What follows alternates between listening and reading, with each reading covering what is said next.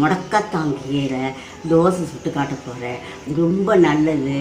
முடக்கு நீத்தான், முடக்குவாதத்தெல்லாம் நீக்கும், மூட்டு வலியெல்லாம் போக்கும், உடம்புக்கு ரொம்ப நல்லது. கிராமத்தில் இதுவாக ஒரு கொடியாக படரும். அதுலேருந்து இலைய மாத்திரம் கிள்ளி கழுவி இங்கே வச்சுருக்கேன். இந்த பாருங்கள், இது மாதிரி எடுத்து வச்சுருக்கேன்.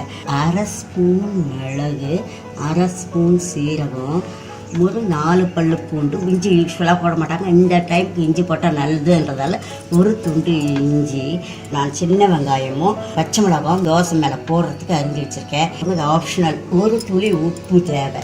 தோசை மாவு பாருங்க, 1 ஸ்பூன் தான் எண்ணெய் ஊற்றுறேன். அதில் இஞ்சி பூண்டு போடுறேன், லேசாக வதக்குறேன், பச்சை வாசனை இல்லாததுக்காக வதக்குறேன், மிளகு சீரகம் போடுறேன்.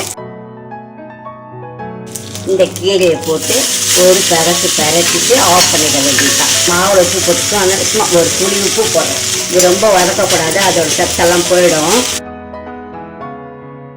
கடாயோட சீட்லேயே அது வதங்கிடும். தான் நம்ம வதக்கினாலும் அதெல்லாம் இதை போட்டு நைஸாக அரைச்சிட்டேன். இதோட தோசை மாவு போட போகிறேன். 4-5 தோசை சுடுற மாதிரி தான் நான் மாவு போட போகிறேன். நல்லா கலந்துக்குங்க. அந்த மாவோட தோசையே பச்சையாக வரும். குழந்தைங்களுக்கு கொடுங்க, ரொம்ப நல்லது. சின்ன வயசுலேருந்து பழக்கிட்டிங்கன்னா அவங்க சாப்பிட ஆரம்பிச்சிடுவாங்க. டோஸ்ட் ஒன்றும் பெரிய டிஃப்ரென்ஸ்லாம் இருக்காது, நல்லாயிருக்கும் உங்களுக்கு. அதனால் பச்சை கலர் தோசை பாரு அப்படின்னு சொல்லி அழகாக நெய் ஊற்றி சுட்டு கொடுங்க. தோசையில் ஊற்றுறதுக்கு எல்லாம் செக்கு நல்லெண்ணெய் தான் ஊற்றுங்க, அதான் நல்லது. நல்லா மெலிசாக ஊற்றலாம், முறுன்னு வரும்.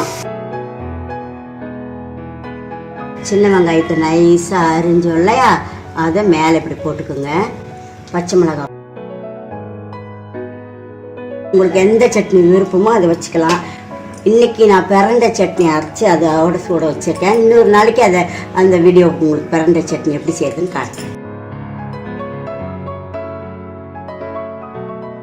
நல்லா வெந்துடுச்சு, அப்படியே திருப்பி போடுறேன். பச்சை தோசை வெங்காயம் பச்சை மிளகாவோட பிரண்டை துவையோட வச்சுருக்கேன். சூப்பராக இருக்குது, பார்க்கறதுக்கு சாப்பிடணும் போல் ஆசையாக இருக்குது.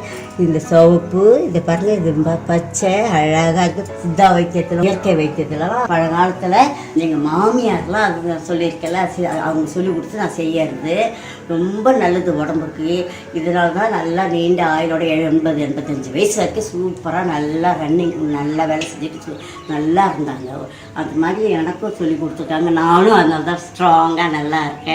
எங்கள் வீட்டுக்காருக்கும் கொடுப்பேன்.